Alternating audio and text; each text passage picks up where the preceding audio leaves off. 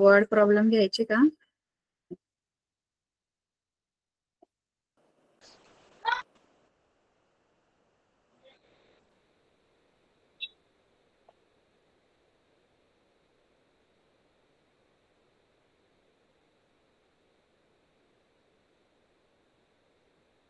आपले word problem झालेले का?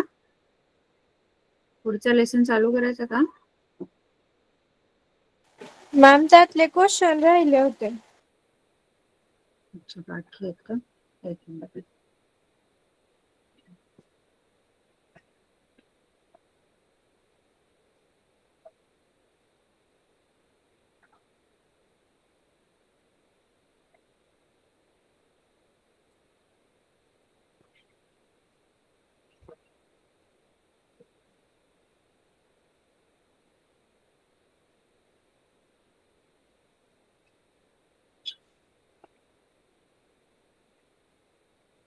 दोन झालेले ना आपले काहीतरी?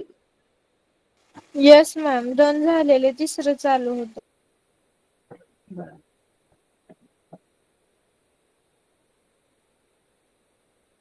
थर्ड वाला आपला काय होत आहे? तुम्हाला एक ऍक्टिव्हिटी फ्लो चार्ट दिलेला आहे. फ्लो चार्ट मध्ये आपल्याला काय दिलंय की इन द ऑरेंज, आधी आपण क्वेश्चन वाचूया. स्क्रीन दिसते सर्वांना? हो मॅम. Yes ma'am. बर, आता आपण काय दिलेलं आहे? In the orange garden of mister Madhusudan there are 150 orange trees. म्हणजे एक ऑरेंजचं गार्डन आहे, त्याच्यामध्ये मिस्टर मधुसूदनचं, आणि त्याच्यामध्ये 150 ऑरेंज ट्रीज आहेत टोटल. आता ते 150 ऑरेंज ट्रीज कसे अरेंज केलेले आहेत? तर आपण कसं ओळीमध्ये असे रोज आणि कॉलम असतात ना. रोज म्हणजे काय असतं? जे आडव्या रांगा असतात अशा, त्यांना आपण रोज म्हणतो. रो रो आडवे रांग. आणि जे उभ्या असतात अशा ते कॉलम्स असतात, है ना. तर त्या ऑरेंज गार्डन मध्ये टोटल 150 ट्रीज आहेत, पण त्याच्यामध्ये जे the number of trees in each row is 5 more than that in each column. म्हणजे काय की the number of trees in each row, म्हणजे आडवी जी रांग आहे रो, त्याच्यामध्ये 5 झाडं जास्त आहेत दॅट इन कॉलम. म्हणजे कॉलम मध्ये जर 7 झाडं असतील तर रो मध्ये जास्त आहेत 5. अशा आडव्या रांगे जास्त आहेत. आता प्रत्येक रो मध्ये समजा असं 7 7 7 आहे, तर रो मध्ये 12 12 12 असं असणार. कळते का? Yes ma'am. हे तर खरं तर खूप सोपं आहे. हे तोंडी पण तुम्ही आन्सर देऊ शकता जर आपण स्कॉलरशिप वगैरे दिली असेल. The number of trees in each row, म्हणजे प्रत्येक रो मध्ये 5 झाडं जास्त आहेत कॉलम पेक्षा. उभ्या रांगेपेक्षा आडव्या रांगेमध्ये 5 झाडं जास्त आहेत प्रत्येक रांगेमध्ये आडव्या. प्रत्येक रो मध्ये. रोज मध्ये कमी, कॉलम मध्ये कमी आहेत 5, रो मध्ये जास्त आहेत. कळलं?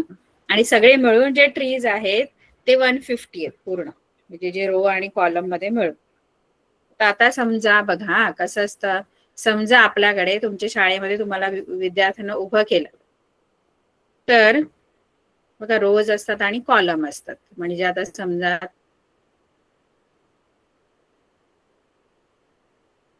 तुम्ही 5 आपण रो घेतले आणि 3 कॉलम घेतले. असे 5 रो घेतले तर 5 1 2 3 4 5 असे 5 जण उभे असतात. हे रो मधले, म्हणजे एका रो मधले 5 जण. आणि एका कॉलम मध्ये समजा 3 जण आहेत. प्रत्येक कॉलम मध्ये 3 जण आहेत, म्हणजे आडव्या उभ्या रांगेत 3 जण असे. तुम्ही इमॅजिन करा की तुमच्या ग्राउंड मध्ये अशी मुलं उभी आहेत, त्याच्यामध्ये आडव्या 5 असे रो जो आहे, रो मध्ये 5 जण आहेत आणि प्रत्येक कॉलम मध्ये 3 जण आहेत.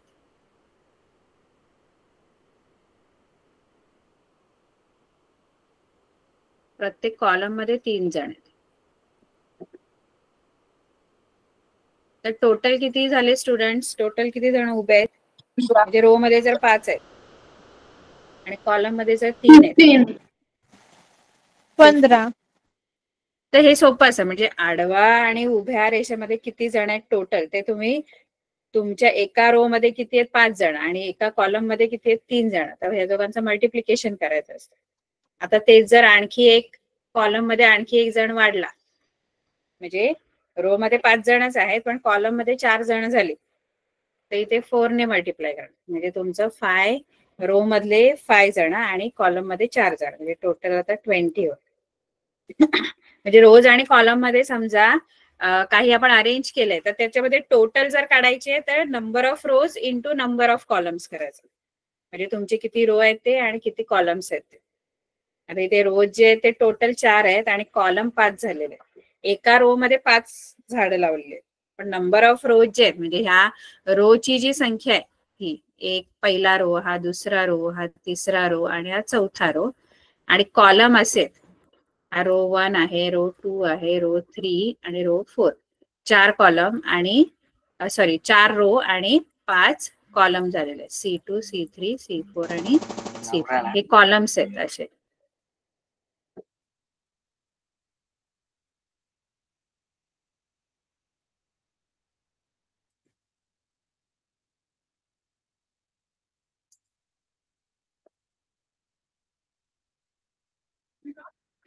कॉलम जे आहे त्याच्यामध्ये 5 जण, म्हणजे नंबर ऑफ कॉलम आणि नंबर ऑफ रो मल्टिप्लाय करायचं.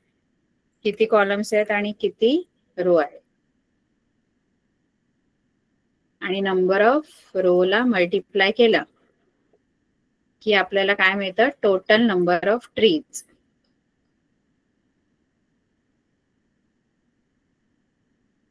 बरोबर.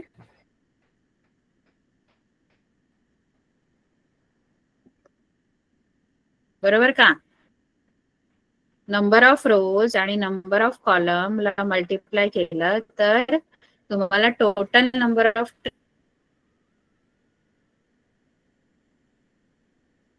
ट्रीज मिळतात, किंवा आता स्टुडंट असेल तर स्टुडंट मिळतात. रोज नंबर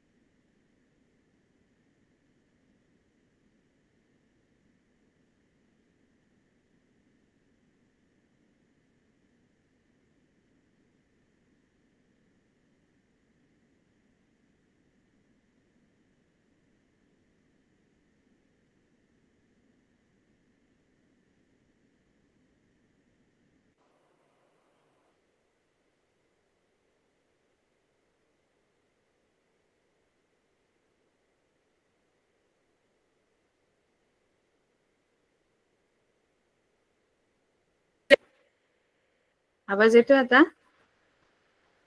येस मॅम, मग येत नव्हता.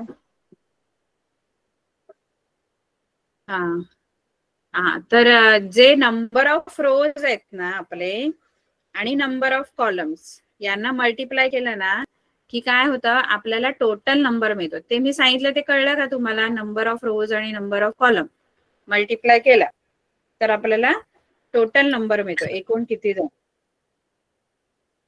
बरोबर. हा, आता इथे तुम्हाला काय दिलेलं आहे त्यांनी की त्यांच्या गार्डन मध्ये ना जी रोजचा जो नंबर आहे ना, आडव्या रांगा ज्या आहेत ना त्या जास्त आहेत कॉलम पेक्षा 5 ने. रोचा जो नंबर आहे अशा आडव्या रांगा ज्या आहेत त्या जास्त आहेत आणि कॉलमच्या 5 ने कमी आहेत. म्हणजे समजा रो जर 10 असतील ना तर कॉलम जे आहे ते 5 आहेत. म्हणजे रोजचा नंबर जास्त आहे, आडव्या रांगा जास्त आहेत. कळलं का?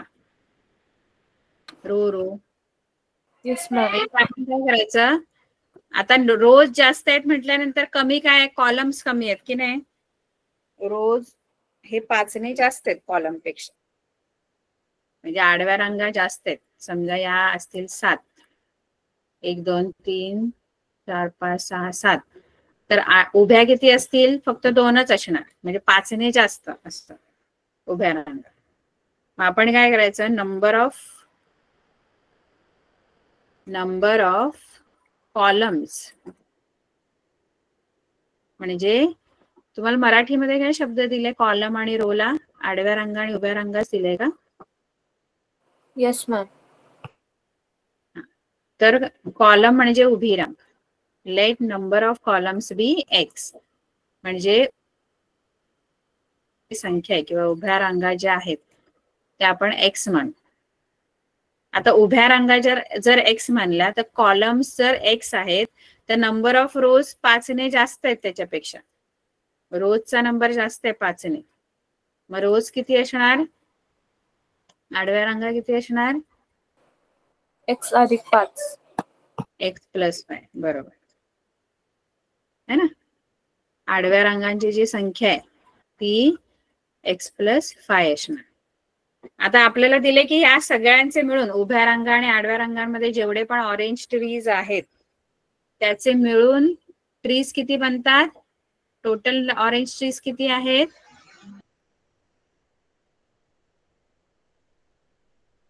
टोटल त्यांच्या गार्डनमध्ये ट्रीज किती आहेत?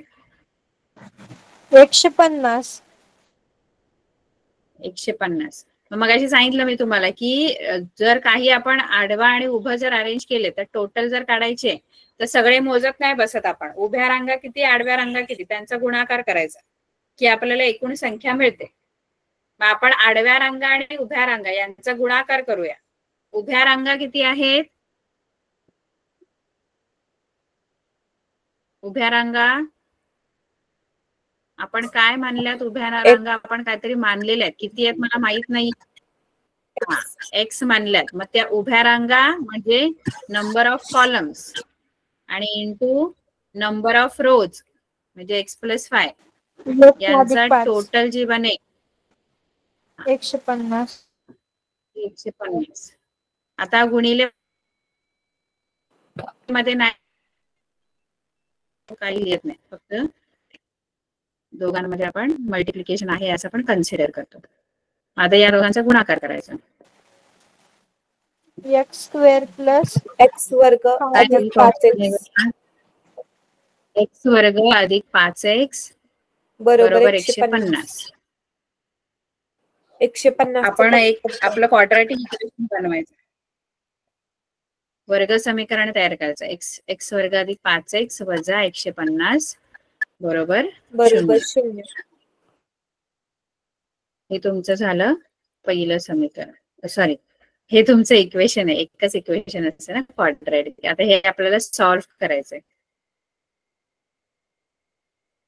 आता याच्यामध्ये आपण फॅक्टर्स पाडायचे जसे आपण क्वाड्रॅटिक इक्वेशन सॉल्व्ह करण्यासाठी पाडतो.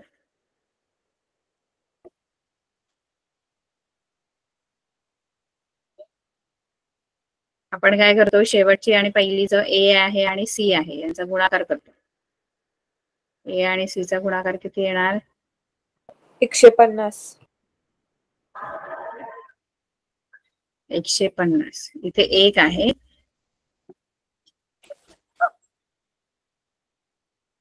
अशा दोन संख्या ज्यांचा गुणाकार 150 आहे आणि वजाबाकी 5 आहे. 15 आणि 10.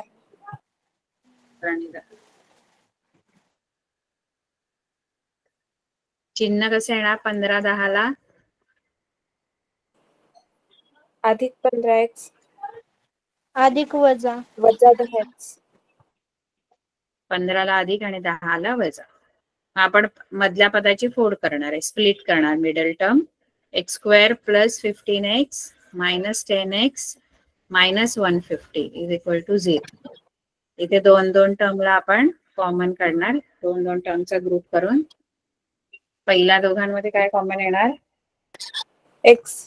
एक्स. Ma'am x common. हा एक्स अधिक 15. कळलं का एवढं? Yes ma'am. एक्स अधिक Yes, 15 आणि यातून मायनस 10 कॉमन येणार. वजा वजा 10. 10. मायनस 10 एक्स आणि अधिक वजा 15. वजा आपण चेंज होणार फॉर्म. मग एक्स अधिक 15 आणि एक्स वजा 10 बरोबर 0.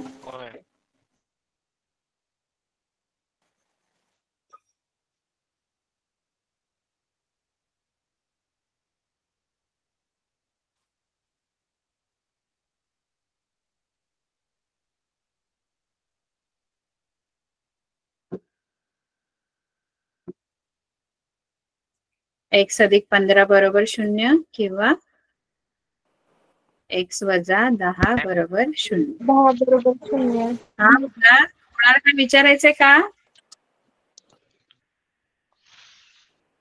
हो मॅम. कोण मॅम कोणतरी बोललं म्हणून म्हटलं. मग हा अधिक 15 जो आहे तो तिकडे जाणार, तो वजा 15 होणार किंवा x बरोबर 10. म्हणजे एक्सच्या किमती 2 आल्या, पण याच्यातले आपण कोणती घेणार? कारण x म्हणजे काय आपण 10. मानलेलं आहे? x उभ्या आपण काय रांगा. मानलेलं आहे? उभ्या रांगा. आणि उभ्या रांगांची रांगा. संख्या काउंटिंग नंबर आहे ना, म्हणजे रांगांचे वजा काउंटिंग 1 2 वजा 3 नसते. ऋण नसणार. काउंटिंग नंबर हे पॉझिटिव्ह असत नाही. मोज संख्या Yes. आहे ना ती, मोजण्यासाठी वापरतात.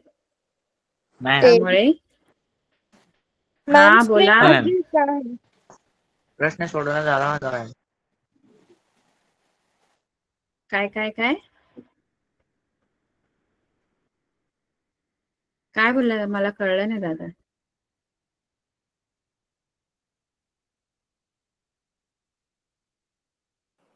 काय म्हणाला दादा? प्रश्न सोडवण्यात आला माझा मॅम. झाला पण? हो ma'am. Ma'am very good. Screen थोडी लहान करा. म्हणजे स्क्रीनशॉट उभ्या घ्यायचा रांगा आहे.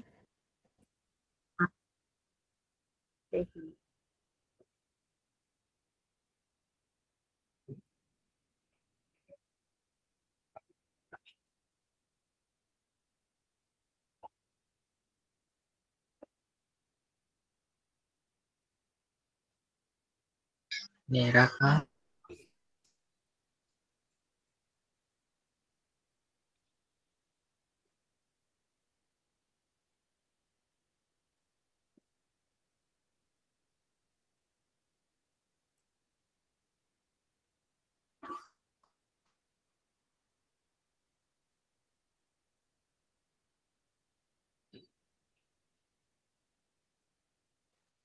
घेतला मॅम.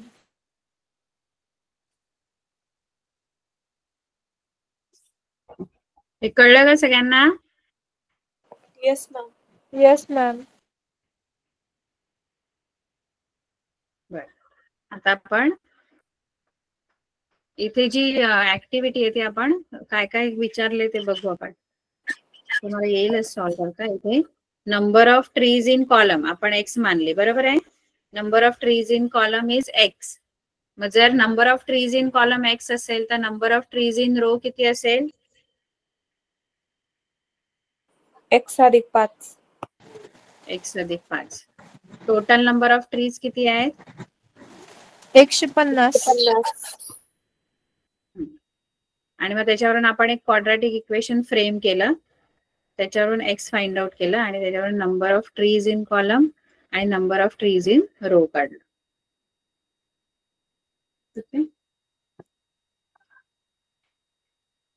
इथे क्वाड्रॅटिक इक्वेशन कोणतं आहे ते लिहायचं या कॉलम मध्ये. हा फ्लो चार्ट कम्प्लीट करायचा. सॉल्व्ह करून झालं ना की फ्लो चार्ट कम्प्लीट करा.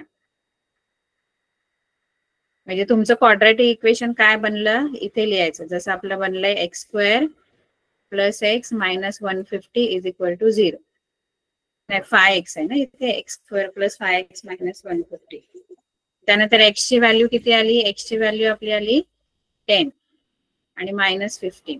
त्याच्यातले number of trees in column 10 असणार आणि म्हणून number of trees in row 15 असणार.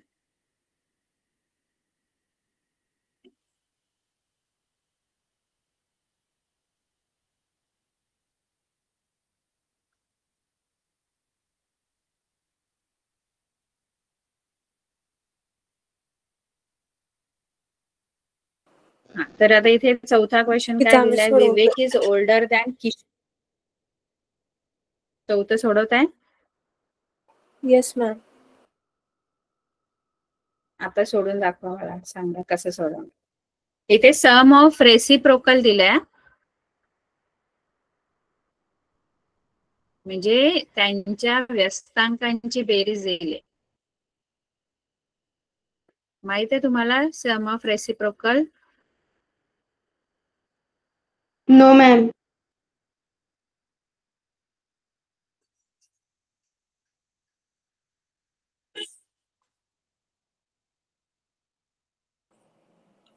बर, बघा इथे दिलंय काय माहितीये का आपल्याला, की Vivek is older than Kishore by 5 years. म्हणजे जो विवेक आहे ना तो ओल्डर आहे. आता ओल्डर, एल्डर हे म्हणजे मोठे, यंगर असेल तर लहान असतो. ओल्डर शब्द आला, एल्डर आला तर मोठा आहे. म्हणजे विवेक जो आहे तो मोठा आहे कोणापेक्षा? किशोरपेक्षा.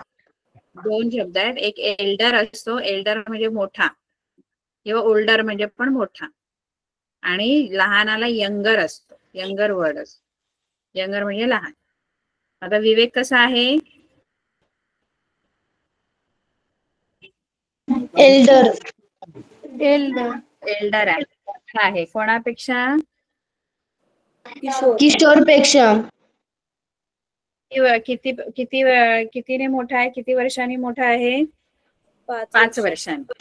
मग इथे काय करायचं आपण? जो लहान आहे की नाही, लहान, जसं मगाशी पण कसं होतं की कॉलम मध्ये कमी झाडं होती कॉलम मध्ये, म्हणून कॉलमचा नंबर एक्स मानला, म्हणून जो रो मध्ये नंबर ऑफ ट्रीज आहेत ते x+5 दिले. जो छोटा आहे ना तो एक्स मानायचा. म्हणजे आता इथे दोघांमध्ये छोटा कोण आहे? किशोर. किशोर. किशोरचं काय म्हणायचं आपण? एक्स मानायचं. Kishore, let the age of Kishore be X. आणि मग जर किशोरचं एज एक्स असेल तर मग तुम्ही त्याच्यावरून विवेकचं वय काढू शकता. Let the age of Kishore be X years. म्हणजे किशोरचे वय एक्स वर्षे मानू. किशोरचे वय एक्स मानू तर मग म्हणून मग एज ऑफ विवेक काय असणार? Age of Vivek x+5. +5 years. विवेकचे वय.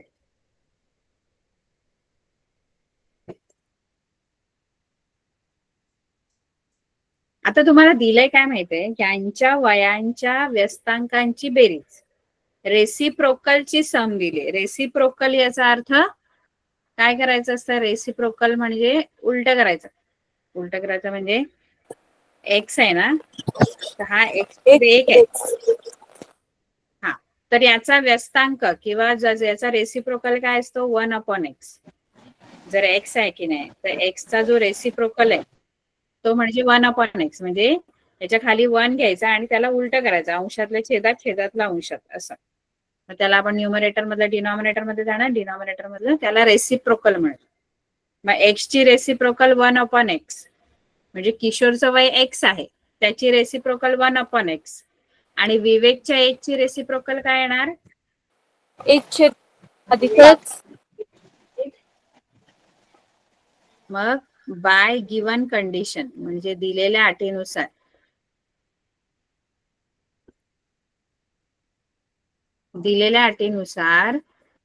जे 1/x प्लस 1/x+5 या दोघांची किती बेरीज आहे? रेसिप्रोकलची सम 1/6. 1/6. तर तुम्हाला हे इक्वेशन, आता हे इक्वेशन दिसतंय ते क्वाड्रॅटिक इक्वेशन नाही दिसत आहे, वर्ग समीकरण दिसतच नाही कुठे. पण हे आपल्याला सिम्प्लिफाय करावं लागेल खूप. मग आपल्याला त्याच्यापासून एक वर्ग समीकरण मिळणार. मग त्याच्यासाठी काय करायचं? आधी एक काम करा, या दोघांचा बेरीज करायची आहे तर छेद समान करावा लागेल. आणि छेद समान कसा करतो आपण? एकतर लसावी काढून किंवा तिरकस गुणाकार करून. बघा इथे लसावी नाही काढू शकत. लसावी कधी काढू शकतो आपण? जेव्हा खाली संख्या असतील तर लसावी काढता येते आपल्याला. आता इथे खाली चल असल्यामुळे आपल्याला लसावी नाही काढता येणार. मग आपल्याला तिरकस गुणाकार करणं ही छेद समान करण्यासाठी आपण पद्धत वापरू शकतो. तिरकस गुणाकारात काय करतो आपण? तिरकस गुणाकार 1 ने x अधिक 5 ला गुणणार, या 1 ने x ला गुणणार. 1 ने x अधिक 5 ला गुणलं तर किती येणार? x अधिक 5. x अधिक 5 असा गुणाकार, आणि अधिक असा गुणाकार 1 ने x ला गुणलं. हा 1 गुणिले x किती येणार? x xच येणार, x. आणि छेदात आपण काय करतो माहितीये का तुम्हाला? तिरकस गुणाकार जेव्हा आपण छेद समान करण्यासाठी करतो तेव्हा छेदात काय करतो बघा. समजा तुम्हाला असं असेल 1/2 अधिक 1/11. समजा तुम्हाला याचा आपल्याला यांची बेरीज करायची, तर यांचा छेद समान करण्यासाठी तुम्ही काय कराल? 11 ने 1 ला गुणलं, 11 1 11 अधिक 2 1 2, आणि छेदात या दोघांचा गुणाकार करायचा असतो, छेदांचा गुणाकार करायचा असतो. 11 2 22 लिहायचं. म्हणजे 22. तिरकस गुणाकार म्हणजे दोन संख्या त्या वरती लिहायचा आणि छेदामध्ये छेदांचा गुणाकार करायचा असतो. 11 अधिक 2 छेद 22 म्हणजे 13/22 असं उत्तर आहे. मग इथे पण आपण तिरकस गुणाकार केला आणि छेदांचा गुणाकार खाली लिहायचा, म्हणजे x गुणिले x अधिक 5 बरोबर इथे येणार 1/6. 2x अधिक 5 इथे थोडी बेरीज करून घ्या. आता इथे थोडी बेरीज करून घ्या. x अधिक 5 अधिक x, तर हा x आणि x तुम्ही एकत्र करू शकता. x आणि x किती झाले? 2x अधिक,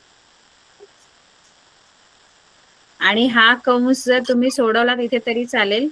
या दोन कंसांचा गुणाकार येतो x वर्ग, x ने x ला गुणलं x वर्ग, x ने 5 ला गुणलं 5x बरोबर 1/6. आता परत तुम्ही इथे काय कराल? इथे बरोबर चिन्हाच्या इकडे 1/6 आहे, इथे पुन्हा तिरकस गुणाकार करायचा.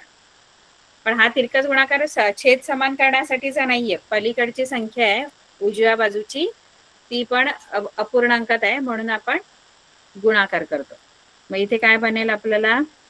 6 ने याला गुणणार, 6 गुणिले 2x अधिक 5 बरोबर 1 गुणिले x वर्ग अधिक 5x.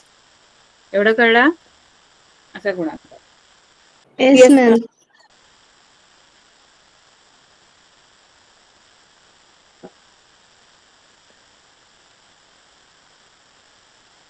आता हे सोडवा. 6 आणि 2x, 6 ने गुणा कंसाला,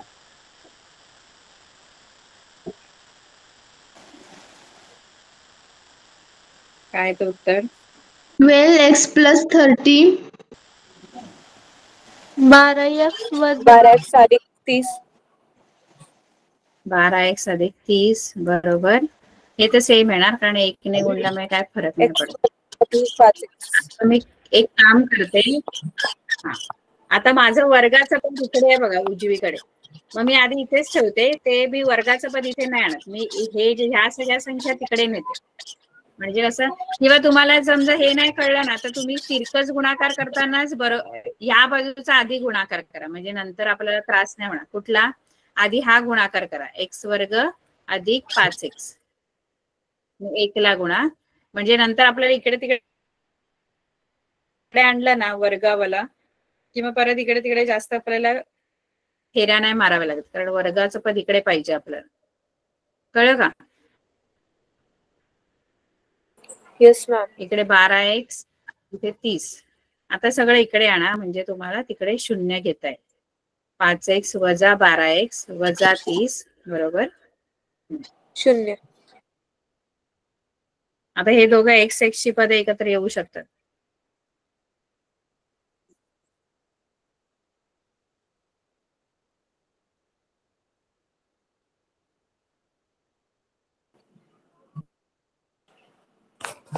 x वर्ग वजा 7x वजा 30. 7x वजा 30 बरोबर 0. आता याचे अवयव तुम्ही पाडा. आता x वर्ग वजा 7x वजा 30 हे लिहून घ्या आधी. बाकीचं स्क्रीन छोटी करू का आणि याचे फॅक्टर्स तुम्ही पाडायचे.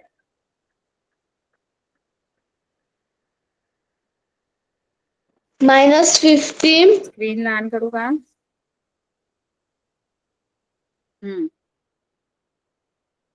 -50 -2 15 आणि 2. Yes ma'am. पण 15 आणि 2 चा वजाबाकी 7 येते का?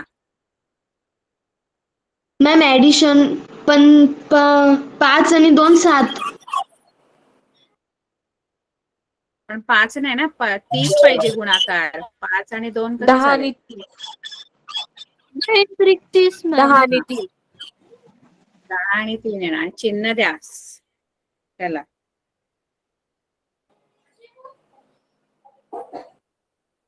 चिन्ह कोणतं येणार? चिन्ह पण द्यायचंय. -10 10 + वजाचं. 3. हा, -10 + 3.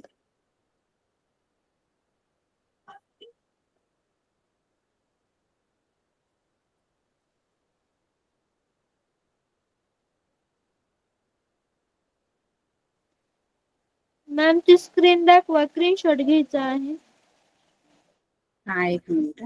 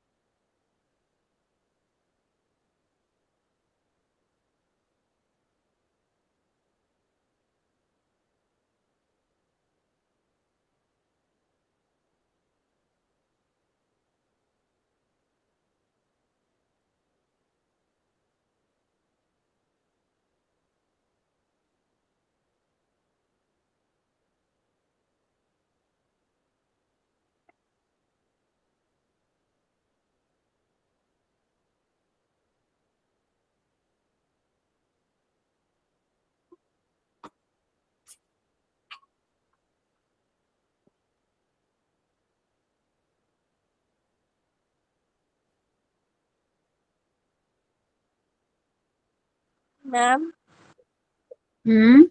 आवाज येत नाही. किती आला आन्सर?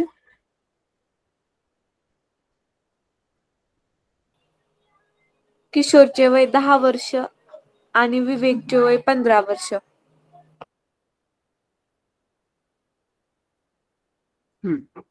बरोबर. येस मॅम, सोडवला आम्ही.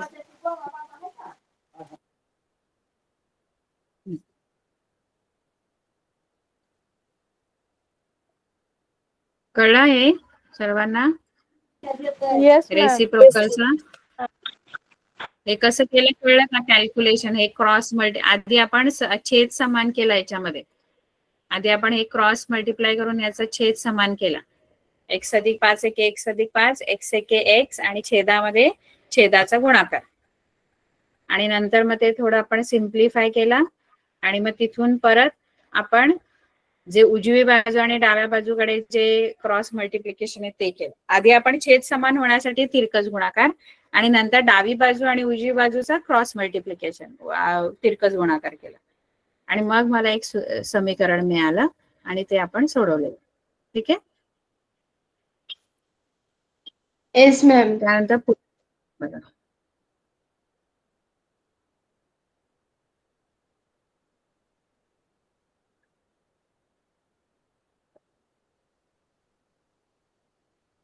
तर पुढचं गणित काय दिलंय? Suyash score 10 marks more in second test than that in the first. म्हणजे काय? सुयश जो आहे की नाही त्याने स्कोर केले 10 marks नाही तर 10 marks मोर, 10 मार्क जास्त, 10 मार्काने स्कोर केलेत, 10 मार्क जास्त स्कोर केलेत इन सेकंड टेस्ट, दुसऱ्या टेस्ट मध्ये, than that in first. That in first म्हणजे पहिल्या टेस्ट पेक्षा दुसऱ्या टेस्ट मध्ये त्याला 10 मार्क मोर स्कोर केले, त्यांनी जास्त स्कोर केले. म्हणजे आधीच्या टेस्ट मध्ये जर 15 असतील तर आताच्या टेस्ट मध्ये, सेकंड टेस्ट मध्ये त्याला 10 मार्क जास्त आहेत. म्हणजे सपोज त्याला 15 असणार आहेत पहिल्या टेस्ट मध्ये, तर दुसऱ्या टेस्ट मध्ये त्याचे किती असणार आहेत मार्क? 25. 25. ते किती मिळाले ते नाही आपल्याला माहिती दोन्ही टेस्ट मध्ये, पण दोघांमध्ये जो जे दुसऱ्या टेस्ट मधले मार्क आहेत ते 10 जास्त आहेत, हे एवढं आपल्याला दिले. मग आपण इथे एक्स काय मानायचं? सेकंड टेस्ट मधले की फर्स्ट टेस्ट मधले मार्क? फर्स्ट टेस्ट मधले. फर्स्ट टेस्ट मधले मार्क्स. कमी मिळाल, जे कमी वाला आहे ना नंबर, तो एक्स. म्हणजे कसं दुसरा प्लस करून आपल्याला मिळत येतो. तसं कुठलं पण मानलं तरी चालतं, पण मग मायनस करायचं की प्लस, याच्यात परत कन्फ्युजन असतं. आता जो म्हणजे कसं असतं, आता समजा मी सेकंड टेस्ट मधले मार्क्स जर एक्स मानले, तर फर्स्ट टेस्ट मधले मार्क्स मला काय मानावे लागतील? वाय. नाही, दुसरं व्हेरिएबल वापरायचं नाहीये, एकच व्हेरिएबल वापरायचं. x अधिक 10. x अधिक 10. नाही, बघा आता नाही, चुकलं. आता कसं दिलंय की सेकंड टेस्ट मधले मार्क जास्त आहेत ना त्याचे पहिल्या टेस्ट पेक्षा. मग समजा मी पहिल्या टेस्ट मध्ये जर एक्स मानले मार्क, पहिल्या टेस्ट मध्ये त्याने जे स्कोर केलाय तो जर एक्स असेल, तर दुसऱ्या टेस्ट मधले मार्क एक्स प्लस 10 असणार, कारण दुसऱ्या टेस्ट मध्ये त्याचे 10 मार्क जास्त आहेत, म्हणून एक्स प्लस 10. पण जर मी दुसऱ्यामध्ये जर एक्स मानले, दुसऱ्या टेस्ट मध्ये, सपोज तुम्हाला कळलं नाही कशामध्ये एक्स मानून, तर समजा तुम्ही सेकंड टेस्ट मध्ये जर एक्स अज्युम केले mark, let the marks scored in second test be X. Second test मध्ये जर एक्स, तर पहिल्यात किती? x -10. एक्स -10 करावं लागेल. कळलं का? हा फरक आहे, बाकी काय नाही. मगाशी विवेक इज ओल्डर दॅन किशोर आहे ना, विवेक इज ओल्डर दॅन किशोर म्हणजे विवेक मोठा आहे. मग तुम्ही कुठला पण माना, पण मग ते मायनस करायचं प्लस, ते कळलं पाहिजे. म्हणजे तुम्ही जर आता विवेक जर लहान आहे, तर विवेकचं वय जर एक्स मानलं, तर किशोर लहान आहे, किशोरचं वय जर एक्स मानलं, तर विवेकचं वय एक्स प्लस 5 असणार.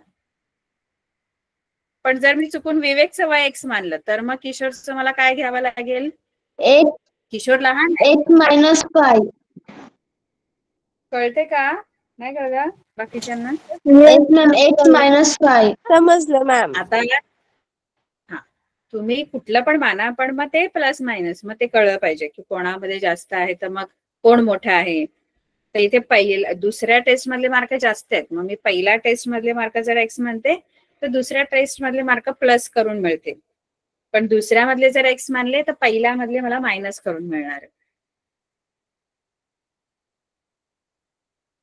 हे कळलं पाहिजे. ठीक आहे.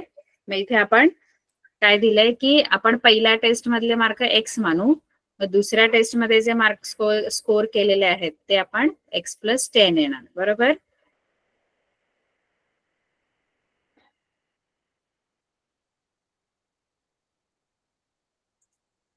मी काय बोलली मगाशी, आता कळलं का? येस मॅम, समजलं. Yes, ma'am. In first test is x, b x, and therefore marks scored in second test.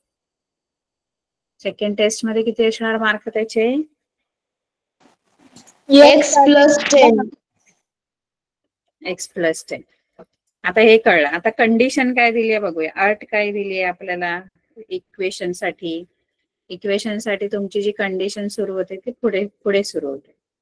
आधी आपल्याला तुम्हाला त्या दोन गोष्टींमध्ये संबंध देतात, रिलेशन देतात. जसं मगाशी पण Vivek is older than Kishore by 5 years, हे आपल्याला त्या दोघांसाठीचं रिलेशन दिलेलं आहे. आणि पुढे कंडिशन असते. आता पुढे अट काय दिली आहे? 5 times the score of the second test. आता 5 times म्हणजे काय? 5 वेळा. 5 वेळा. गुणायचं 5ने गुणायचं. 5 टाइम्स म्हणजे 5 टाइम्स म्हणजे काय, तर 5 मल्टिप्लाय होतात. 5 टाइम्स बोललं तर 5 ने गुणायचं. 5 पट बोलतो आपण मराठीमध्ये, काय म्हणतो, 5 पट. 5 टाइम्स म्हणजे 5 पट, 5 ने गुणायचं. 5 times the score of second test, म्हणजे दुसऱ्या टेस्ट मधल्या मार्कांची 5 पट. दुसऱ्या टेस्ट मधल्या मार्कांना 5 ने गुणायचं, त्याची 5 पट काढायची. इज द सेम, ते सेम आहे, इक्वल आहे. कोणाला, square of the score in the first test. पहिल्या टेस्ट मध्ये जे मार्क मिळाले त्याच्या स्क्वेअर बरोबर इक्वल आहे पहिल्या टेस्ट मध्ये. 5 times the score of second test, म्हणजे दुसऱ्या टेस्ट मध्ये मिळालेल्या मार्कांची 5 पट. आता दुसऱ्या टेस्ट मध्ये मिळालेले मार्क किती आहेत, दुसऱ्या टेस्ट मध्ये किती मार्क मिळाले, x+10. x+10. त्याची 5 टाइम्स करायचं, म्हणजे त्याची 5 पट करायची. अशी केली 5 पट बाय गिवन कंडिशन. आता हे तुमचे सेकंड टेस्ट मधले मार्क आहेत आणि त्याचे 5 टाइम्स म्हणजे 5 ने मल्टिप्लाय करायचं. ते कशाला सेम आहेत, ते सेम आहेत, कोणाबरोबर सेम आहेत, स्क्वेअर वर्ग, एकचा वर्ग. वर्ग. पहिल्या टेस्ट मध्ये जे मार्क मिळाले त्याच्या वर्गाबरोबर. पहिल्या टेस्ट मध्ये किती मार्क मिळाले,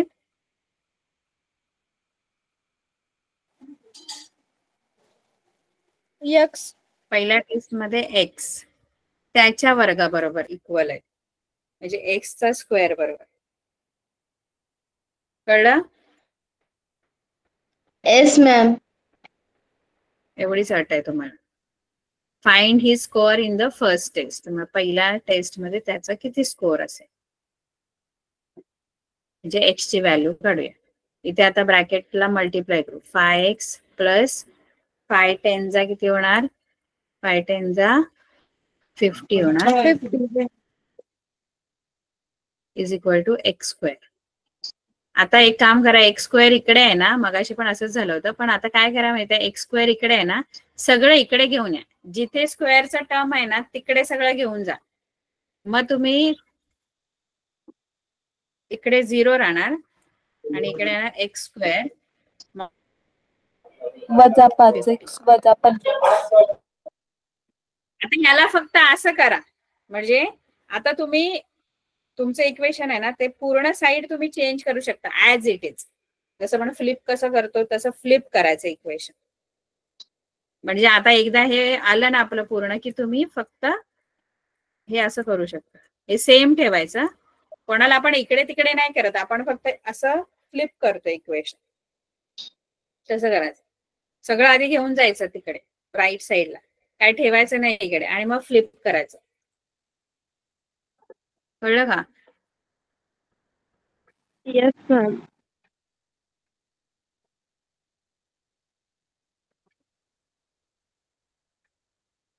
आता हे सोडवा, इक्वेशन तुम्ही सोडवा.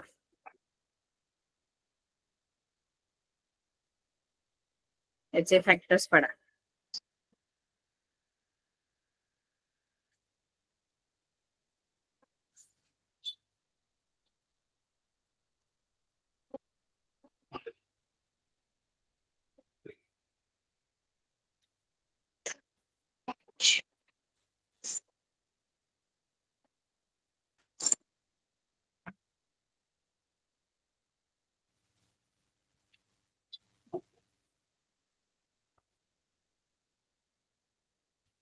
टेन 5 50. आणि त्या पुढचे पण पाडा फॅक्टर्स. मिडल टर्मला स्प्लिट करा. मॅम x बरोबर 10. 10 - 5 = 5.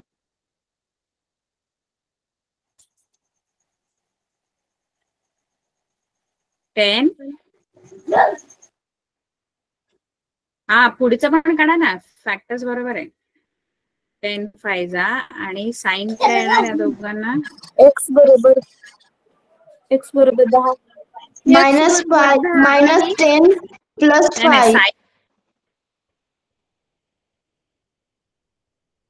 -10 + 5. आता मिडल टर्मला स्प्लिट करा आणि पूर्ण एक्सच्या व्हॅल्यूज काढा.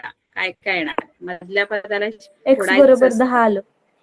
-10x + 5x -50 = 0. कॉमन काढायचं आता.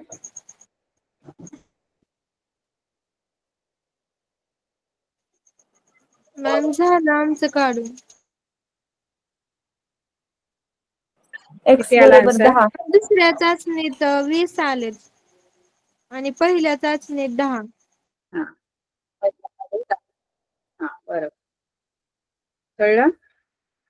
Yes ma'am. येस मॅम कळलं. आता पुढचं इक्वेशन बनवून देते, मग तुम्ही सोडवा हा घरी. पटकन आपण इक्वेशन बनवून घेऊ. आता मिस्टर मिस्टर कासम एक कुसुम, माझं कुसुम तर नाहीयेच पहिले म्हटलं काय मराठीमध्ये. Kasam runs a small business of making earthen pots. म्हणजे ते बिझनेस चालवतात छोटासा, जो मडकी बनवण्याचा आहे, अर्थन पॉट्स बनवण्याचा आहे. मडक्यांचा छोटासा बिझनेस आहे, त्यांचा व्यवसाय आहे. He makes certain number of pots on daily basis. रोज त्यांचं ठरलेलं आहे की एवढे पॉट्स बनवायचे, एवढे मडकी बनवायची, भांडी बनवायची, असं मातीचे डेली बेसिसवर. म्हणजे असं नाही की किती पण, असं ठरलंय की एवढी एवढी बनवायचीच डेली बेसिसवर. कळलं? म्हणजे रोज एवढे बनवणार असं ठरलंय. आता ते किती बनवणार ते माहित नाही. समजा ते बनवणार एक्स, आपण समजूया की ते रोज एक्स पॉट्स बनवतात. नंबर ऑफ पॉट्स जे डेली आहेत, डेलीचे नंबर ऑफ पॉट्स जे आहेत ते समजा एक्स आहे. आता प्रोडक्शन कॉस्ट जो आहे ऑफ ईच पॉट, प्रत्येक भांड्याचा, प्रत्येक जो मडका आहे किंवा पॉट आहे त्याचा खर्च, प्रोडक्शन म्हणजे निर्मितीचा जो खर्च आहे, तयार करण्यासाठी लागणारा जो खर्च आहे, तो कसा आहे? 40 more than 10 times total number of pots. 10 बघा हा, आपण जर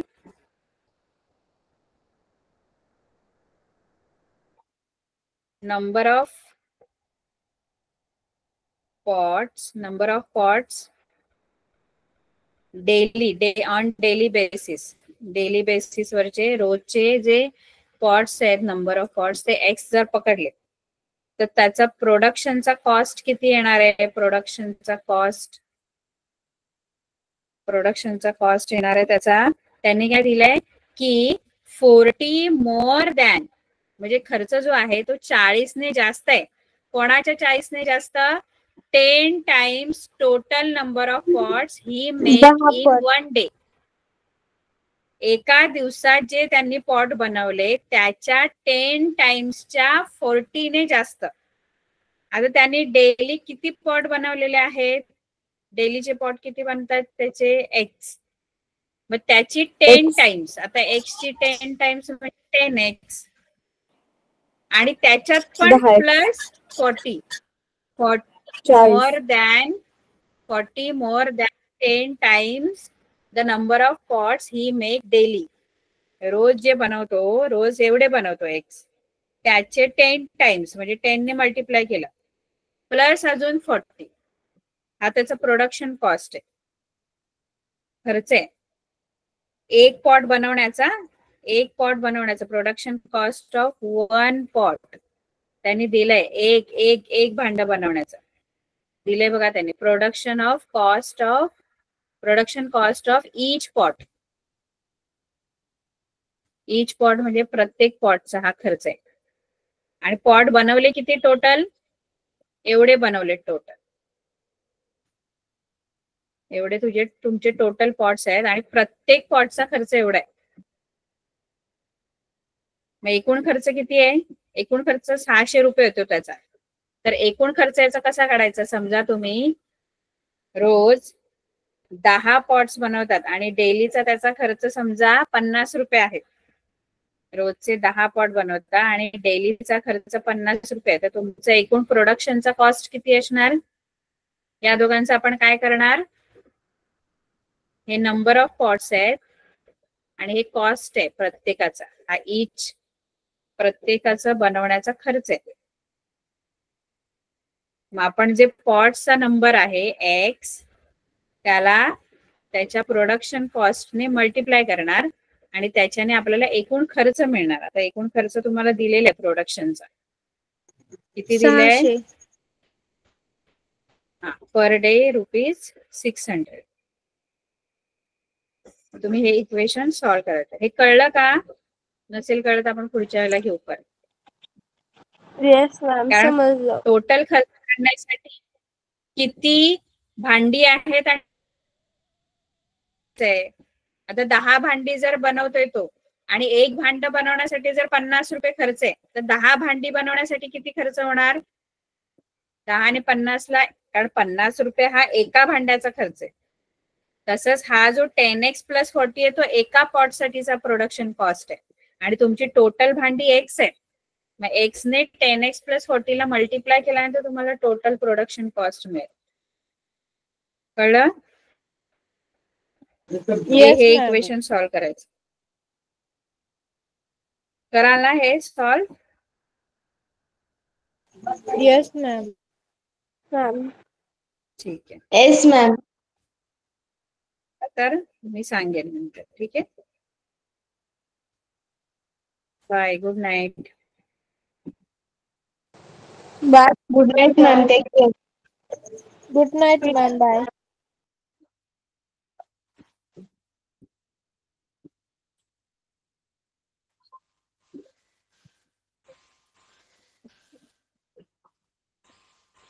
ओके.